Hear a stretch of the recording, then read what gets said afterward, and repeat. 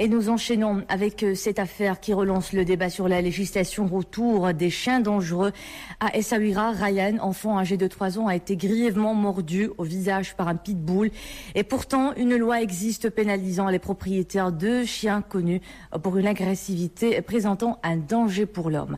Abdelghani Tarabi, Salma Alami. Comment faire oublier à Ryan cette image atroce? La sensation de cette puissante mâchoire qui transperce son visage.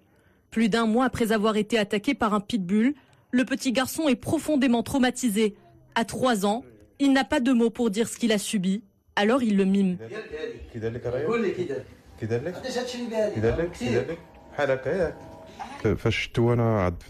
Le pitbull avait le visage de mon fils dans la gueule. Je me suis jeté sur le chien et j'ai tiré de toutes mes forces pour desserrer l'emprise de ses mâchoires.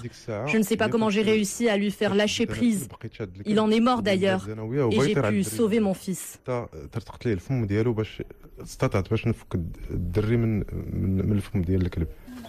Ça s'est passé ici à Douar el-Hararta. Sur le chemin de la maison de sa grand-mère, Ryan se retrouve nez à nez avec un pitbull. Il errait par là après avoir été abandonné par son maître. Le molosse attaque sauvagement. Face à lui, une mère impuissante.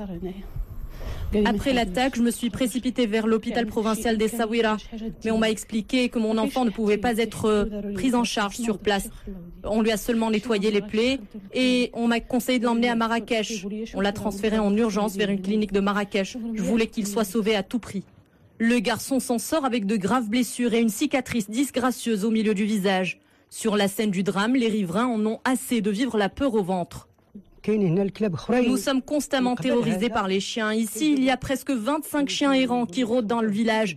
Ils s'attaquent toujours à notre bétail.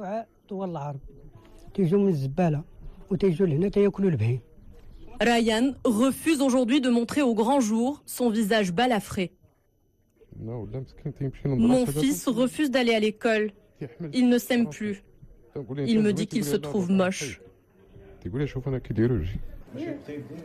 La famille de Ryan n'a plus qu'un espoir, que leur petit garçon puisse bénéficier d'une opération de chirurgie plastique pour essayer d'effacer les profondes séquelles psychologiques de ce drame.